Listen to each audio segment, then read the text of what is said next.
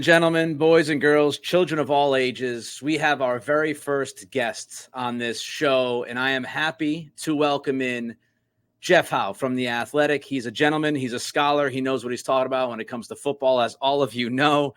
Jeff, thanks for joining me, man. I appreciate this. Of course, Nick, anytime.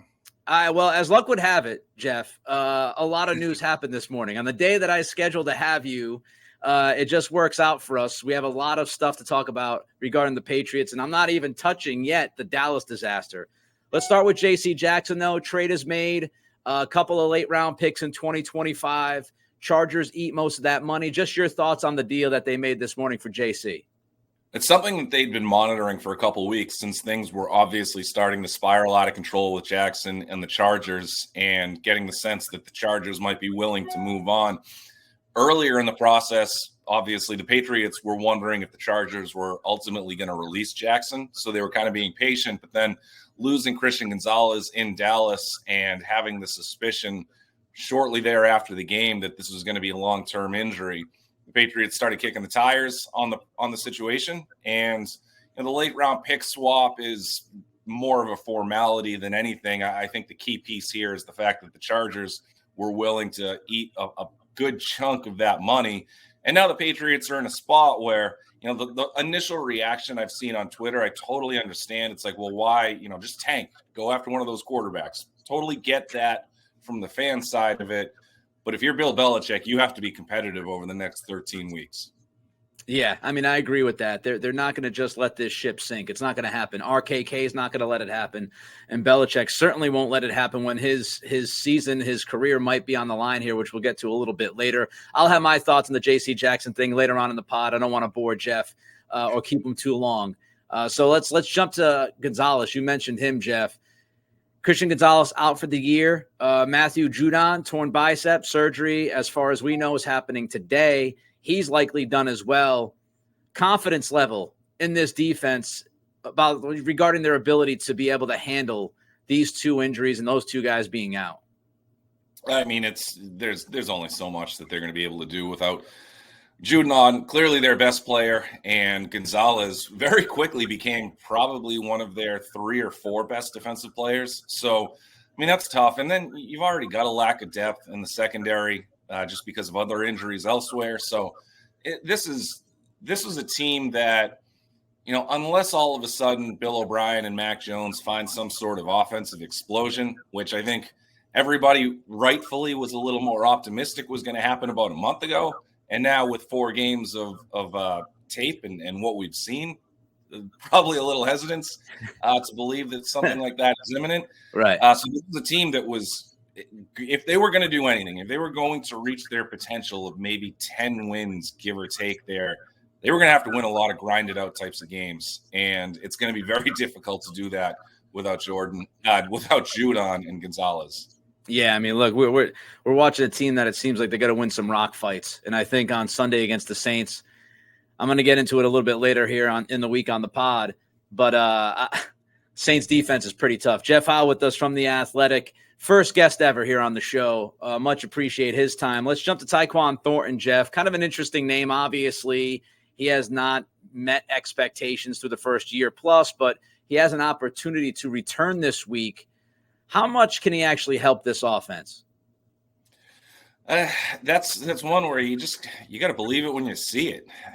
They drafted him for the speed, and it hasn't panned out. He had that camp or preseason injury as a rookie, which wiped out almost his entire rookie season. Obviously he came back, but when you come back after missing the key developmental stages of your first season, there's only so much that you're going to be able to do. And then deja vu all over again here. So, I think when he debuts, whenever that is, maybe it's as early as this weekend, you try to get him in some gadget plays, try to get him the ball in space and see what that speed can translate to. And then maybe over the course of time, build up some trust with Mac Jones and Bill O'Brien and try to feature him a little more.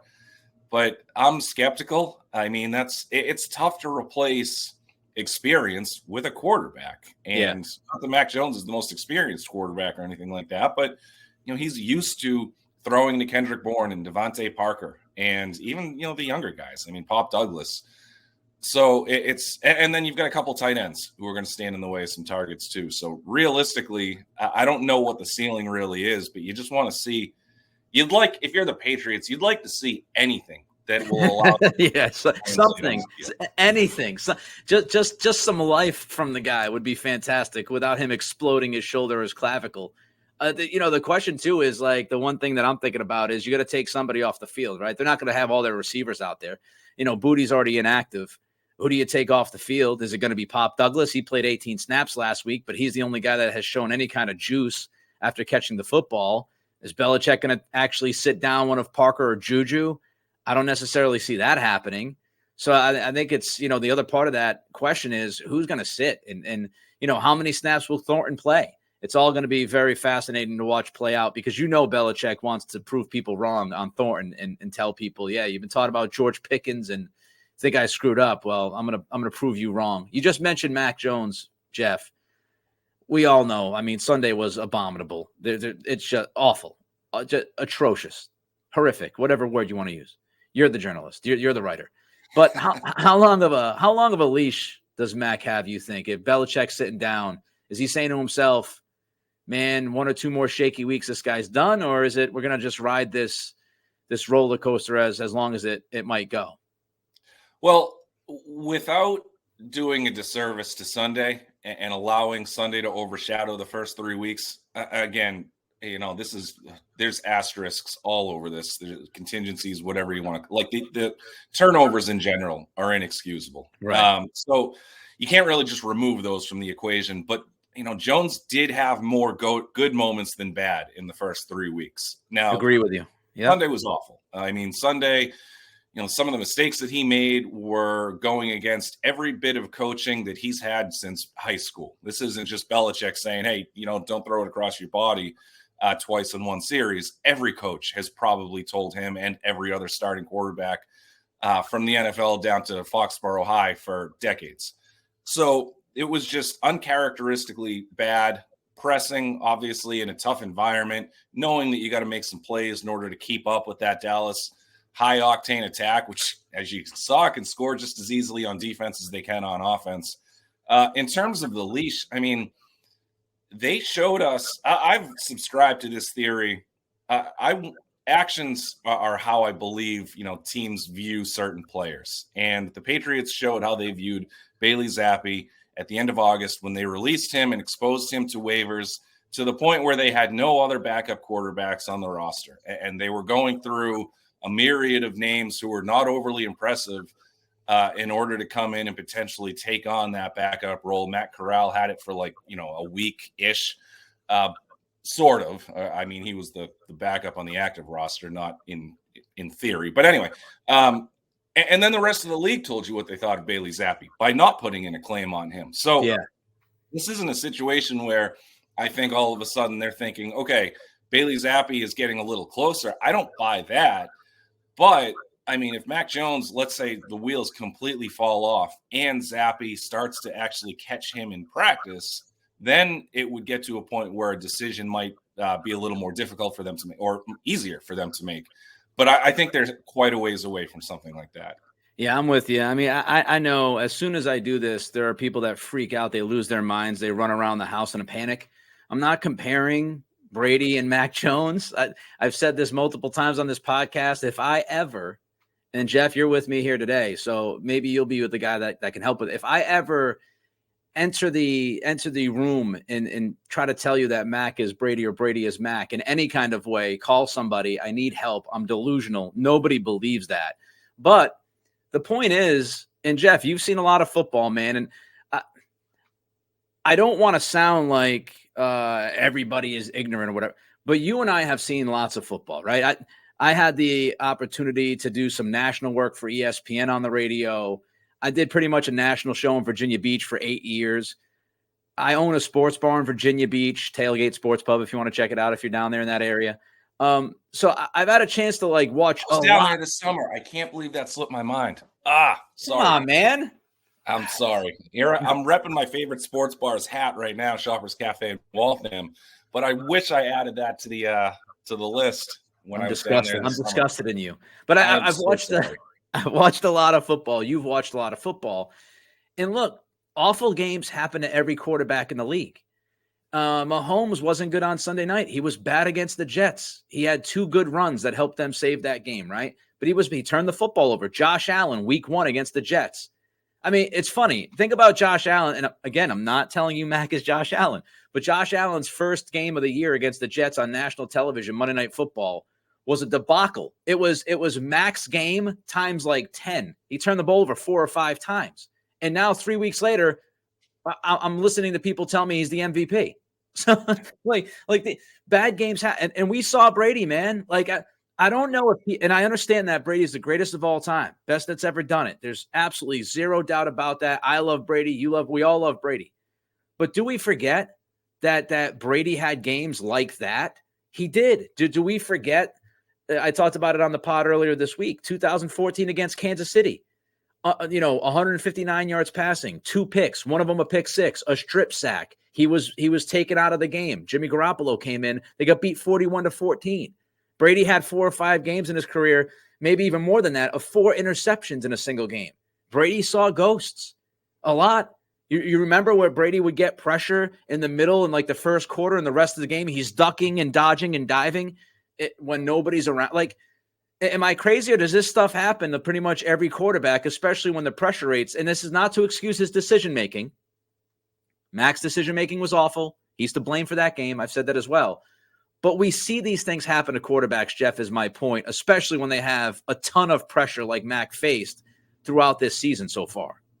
Yeah, I mean, it happens to every single quarterback, absolutely. And even, use the Josh Allen example. Look at, Tua on Sunday. I mean, the guy went from the odds-on MVP favorite to all of a sudden like, okay, well, what happens when the play doesn't happen on schedule for him? So, I mean, these critiques are going to exist in varying degrees for every single quarterback.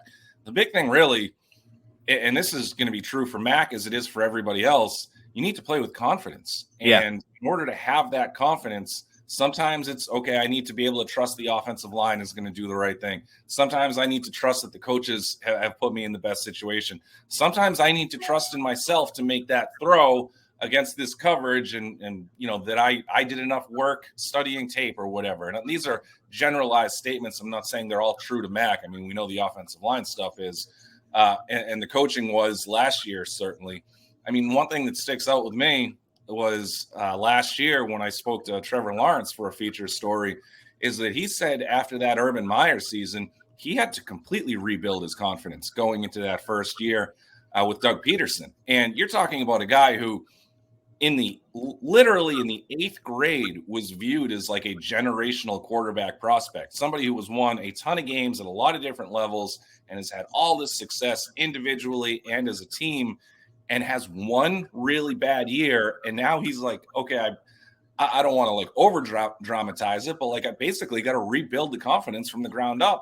And so there could be a lot of different things at play here, but when you're not mentally right or sure of what you're trying to do because of whether your own situation or the pieces around you, that's when disastrous types of days can strike. I wrote something last week assessing all 5 first-round quarterbacks in the 21 class. Yeah, saw that. Looking back to, I included a quote in the story from Louis Riddick from back in 2021 before that draft. And that story in 21 was, okay, how do you fall in love with the right quarterback in the draft? And the premise when I was still full-time covering the Patriots was you're not going to be able to hope and pray that the right guy is going to fall to you at 15.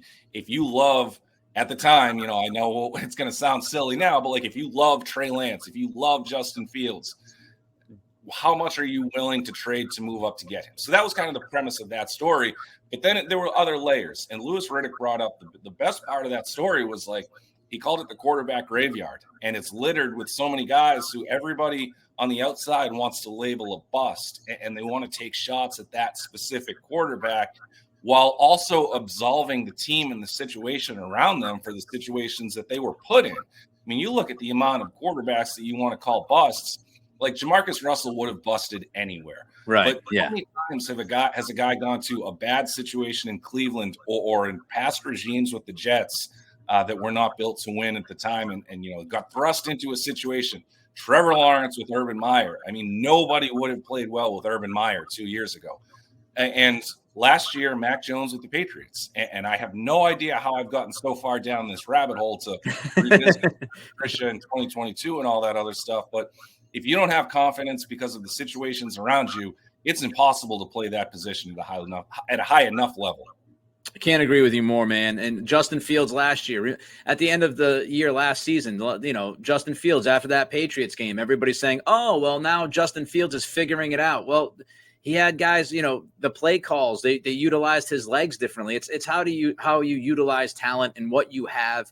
And I just, I get a kick out of you've talked to Kyle Shanahan and the story of the Niners and stuff. And I was out in Sacramento for, over a year and a half covering the Niners. And we all know that the idea was that Kyle loved Mac Jones. And if you look at how they've handled it, it's like a completely different philosophy.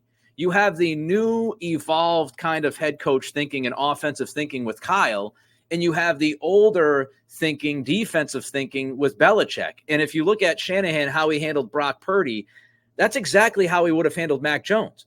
It's surround him with playmakers, Debo, Ayuk, and that's not enough. Go out and trade for Christian McCaffrey, George Kittle, like that. Like that's Shanahan is telling us. And the same thing, and I'm sure you would agree, same thing with McDaniel, who is from Shanahan, from that tree. Those two guys are telling us this is what you should do when you have a quarterback that has the skill set of Mac Jones. Surround him with speed options, surround him with good receivers, guys that can get open quickly, guys that can kill you yards after the catch, have a good run game and a good run scheme, have running backs that can catch the football. The last week was a disaster for Miami for the most part against Buffalo, but Raheem Mostert in the first half of that game made a tremendous catch where he jumps up and he catches it in a double team in traffic. That's the running back running a wheel route down the sidelines and jumps and grabs the football from two defenders. Like, if you just look at that model, it's amazing to me that Belichick looks at those two models, those two teams with quarterbacks with very similar skill sets as his own quarterback and goes in the opposite direction. We have more thoughts. Trust me, Jeff and I have a lot more to ask him. But first, I want to remind you the importance of likes and comments, as Jeff looks probably awkward and has a drink while I go through this blurb. But look, likes and comments are huge. The last 2 days, best 2 days of this show so far. We're in the first month of this. We're now above 400 subscribers, and it's all going to do with comments and likes. That's how YouTube works. It's silly, but that's how it works. So if you're watching this and you like what you're watching, give us that thumbs up. If you're new to the program because you follow Jeff on X or you just follow his writing and you found out that he was on this, give us a like, a rate, review, subscribe to the channel. That's how this works. That's why the numbers jump up a little bit. It's because of all of you guys supporting us, which means a lot. And it only takes a little bit of time. So Apple Pod, Spotify, and YouTube. All right, I'm done with that stuff. Let's get to blame pie, Jeff. I don't know how you love the blame pie talk. I don't know if it's like similar to your Mount Rushmore talk, which I hate. But let's get into the blame pie. Let's just split it because we have a lot of different people we can blame. But let's just look at Mac and Belichick. We just talked about, the lack of weapons and stuff and what's kind of been done philosophically with Mac here. Two choices, Mac, Belichick, 100% of the blame pie. How do you split it between those two guys and what this offense has looked like? It's Belichick running the show. So, and again, not to revisit history or whatever here, but you can't ignore a young quarterback's trajectory and what they did to derail that trajectory last year. And I put that 100% on Belichick. 95% on Belichick, just because I didn't necessarily like some of the ways that Mac would show up the sideline, although I sort of understood it because of his frustration level. But this year, they put him in a better situation. You can look at, the offensive line, the assets there, the tackle situation. They tried to do a budget type of deal at right tackle. It obviously has not worked. They're still kind of reeling from some offseason or some offseason injuries or surgeries that have kind of delayed the progress of the interior of the offensive line. You need to be a Brady or a Mahomes in order to operate when the offensive line is that poor or to lift up the amount of pieces around you. I think the move everybody sort of second guessed in real time was Juju for Jacoby Myers. And, taking away a guy that Mac Jones really, truly trusted. And the money was almost identical. So the situation around him. Now, the other part is Mac has had his opportunities. I mean, he had a chance to go out and steal that game against Philly, and he couldn't do it. He had who did they play in week 2? Miami. Yes, I was at that game. I can't. On their game that I've actually covered. I mean, they had a chance again to kind of come back in almost a miraculous type of fashion, and Mac couldn't pull that off. So he's had his chances, and if you have designs on being, let's call it, a top 12 quarterback in the league, you got to start converting some of those. Even the Jets game, you want to talk rock fights? We knew that was going to be a rock fight, but they had, what was it, like 5 straight possessions to close that game where they really could have closed out the Jets and made it so that fingertip near Hail Mary wouldn't have even been in the equation for the Jets to kind of pull off a potential miracle of their own. And then nobody played well in Dallas, team wide. I mean, if there was somebody out there who played well and you watched the game closer than me, then I'm fine, volunteer. But nobody played well. But Mac is at the center of that. When you're the quarterback and you don't play well and you make costly mistakes that cost your offense points, and you put a defense out there that's already like, it's going to be a struggle to hold them under 20, and now you're just gifting them an extra 14. That's a huge burden to put on your team. So, macro, Belichick deserves a lot of the blame here. But that's not to say Mac couldn't have helped bail him out in some of these situations too. I also think it's just, and I've talked about this a little bit here on the pod through the first 3 weeks or so that we've been doing this. The margin for error, Jeff, it's just so slim with this team where, if Mac throws, we go back, and again, it's not to absolve Mac of mistakes. He's absolutely not blameless in this. He absolutely deserves some of the blame with how things have gone. There's no doubt about that. I'd probably put it like, 80-20 towards Belichick, 70-30 towards Belichick. But, Mac throws a pick against the Dolphins. Sideline throw, downfield to Parker. Look, Parker doesn't fight. It's a terrible route. He doesn't try to help his quarterback. That's part of the issue there. But it's a pick. Not a great decision. Not a great throw. Pick. Mistake by Mac, right? But because your offense has a ceiling of like 23 points every week, that pick seems like it's the biggest pick in football history. It's like you can't make a mistake. It's like if you make a mistake, now it's like, oh, damn, now we might score 17. And now the defense has to hold these guys to 14 or like that. That's part of the issue. Let me ask you this. I don't want to ask you about the hot seat. We're 4 weeks in. Belichick doesn't even know where the seat is right now. Neither does RKK. No, hot seat, whatever. I want to ask you this, though. How bad do you think it would have to get for Kraft to say, this is enough? And not just, I've talked about maybe taking personnel away from Belichick if it gets, if they're, again, kind of treading water. But how bad do you think it has to get for Kraft to truly look at this and say, we have to go in a different direction? I love you, Bill, but this is just too much. It's not good enough, man.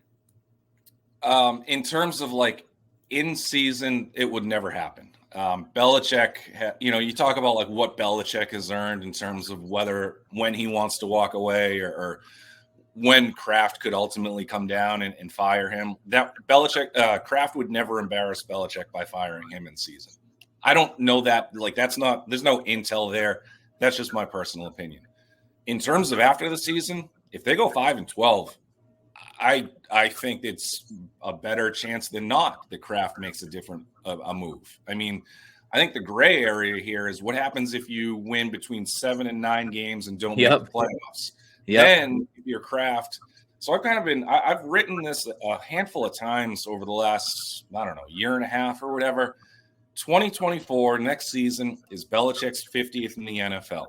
And for a few years now, that's kind of when he's been on pace to pass Shula's record. So I thought, that would be Belichick won't tell anybody when he's leaving. So this, again, not intel or anything here.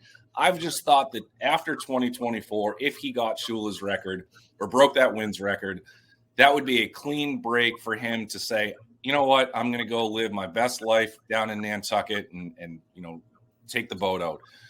And then that would make a seamless transition for somebody like Gerard Mayo. But I think the last thing Kraft wants to get into now is, all right, well, what if they go into 2024 and now all of a sudden they need to go like 13-4 for Belichick to get through? Yeah. And if that's the case, oh boy, 13 wins isn't realistic. So that's when I think it's going to be really difficult. And not even extend this between 7 and 9 wins. Let's say they get 10 and somehow get into the playoffs and then lose to Buffalo or Miami or whoever again. And, let's say it's not competitive. That might not be good enough either. And, I think that's a longer shot to happen than the 5-12 scenario. Just in terms of like, all right, do you fire him if they get to the playoffs and lose? Probably not. But Kraft has said this at least 2, if not 3 times at the owners' meetings the last few years. He's not happy not winning playoff games. And this isn't like, 2 years ago when they got to the playoffs and got blown out by Buffalo. That wasn't like, Kraft wasn't like, all right, we're back. Like, we're in the playoffs. Like, he was not excited about that. And you talk about the amount of money that they invested a couple off seasons ago, and to have it not really pan out for the most part. Belichick has absolutely put Kraft in a position where he's going to continue to assess this year by year. And with that wins record looming, I mean, it makes everything a lot more complicated. All right, I got 2 more questions for Jeff. I want to remind people watching, listening, I'll have my thoughts on J.C. Jackson in full. A couple of points that I don't think have been made just yet on the J.C. Jackson acquisition. I'll get to those after the Jeff interview, so stay tuned for that. But just 2 more for you, Jeff. If the season goes off the rails, right, let's since you said 5 wins, Belichick might be on the table. Let's say it's like 6 wins, right? Let's say it's just not good. 6 wins. Who's more likely to be back? Is it Mac or Bill, or are both guys likely out if this thing is a crap sandwich? Well, 6 is still in that neighborhood. 6 is in the 5 neighborhood. 5 or 6. Let's go. Yeah, you're right around the corner there. You're walking distance from the barbecue home. They're both in jeopardy. I think it takes a lot more to evaluate. Like, if they go 6-11, Mac Jones is probably going to be a big reason why. I mean, that's just the nature of that position. But then you have to look at, where do you stand in the draft, and what are your chances? Like, if you win 6 games, you're not getting Caleb Williams, unless like there's this dream scenario in a story that you might be able to read on The Athletic on Thursday morning about the Chicago Bears.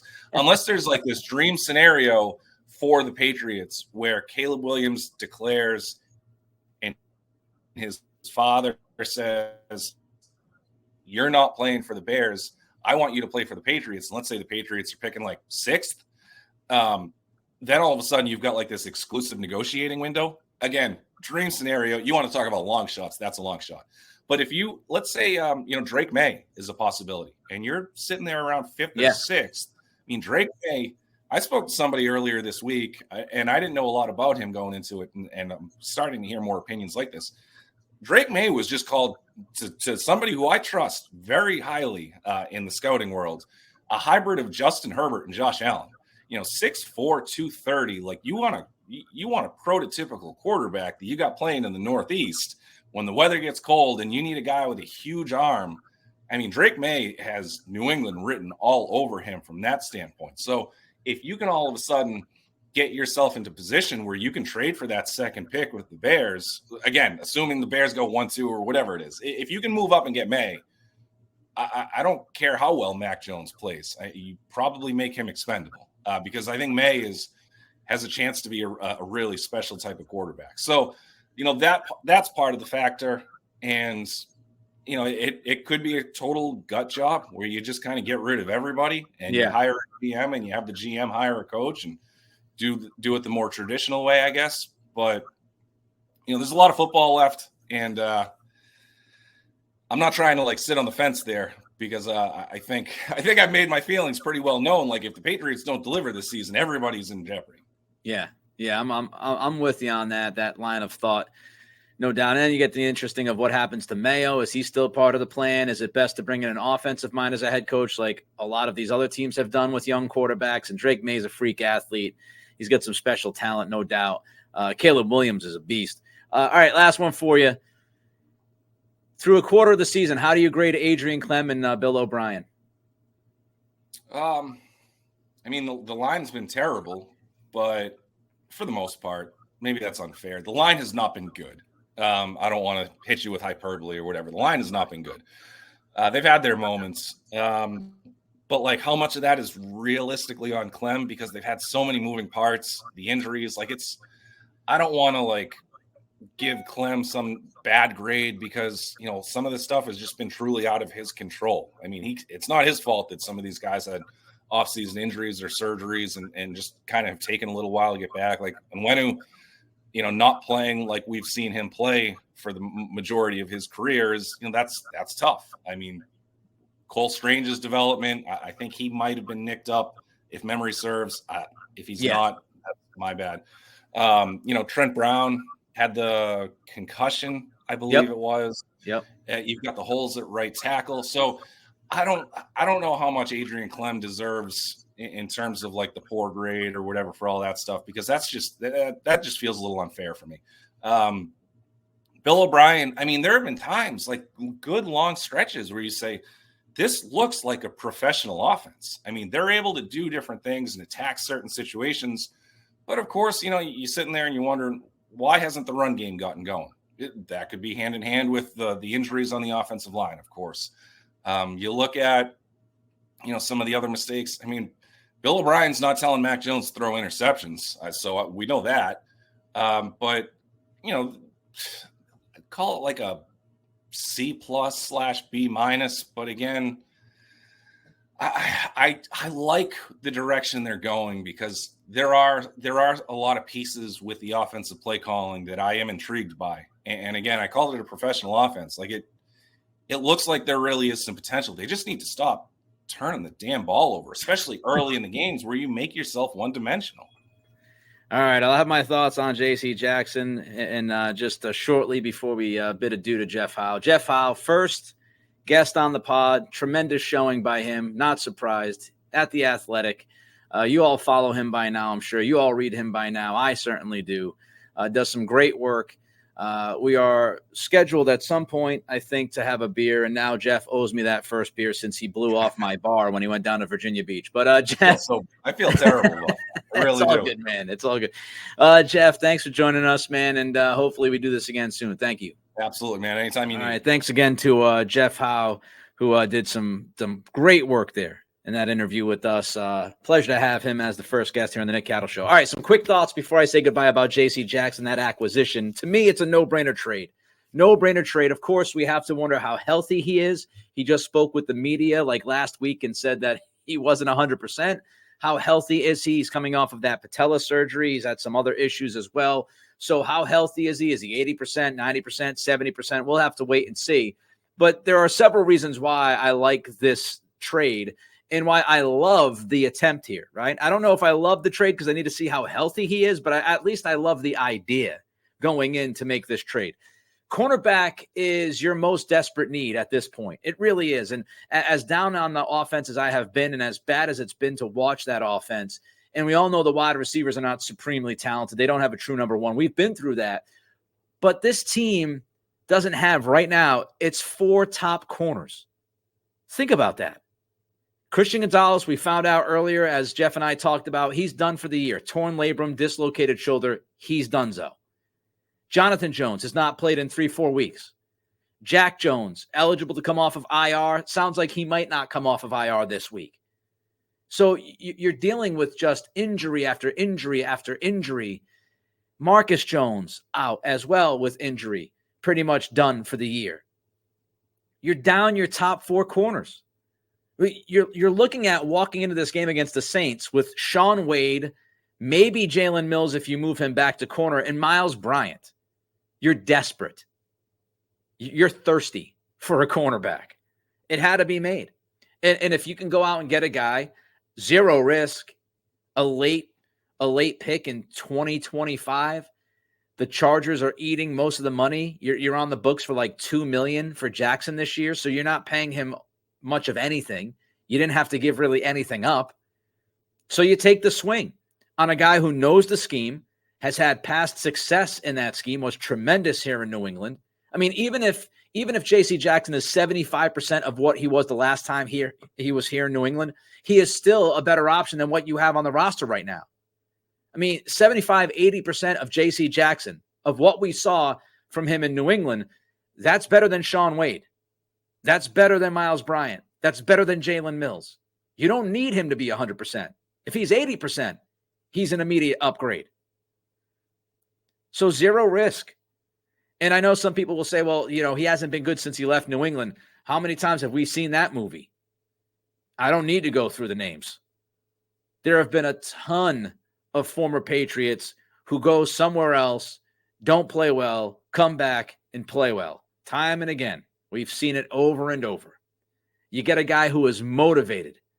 Jackson knows he looks like a free agency bust. Signed a big deal with the Chargers. Had a terrible season last year before the injury.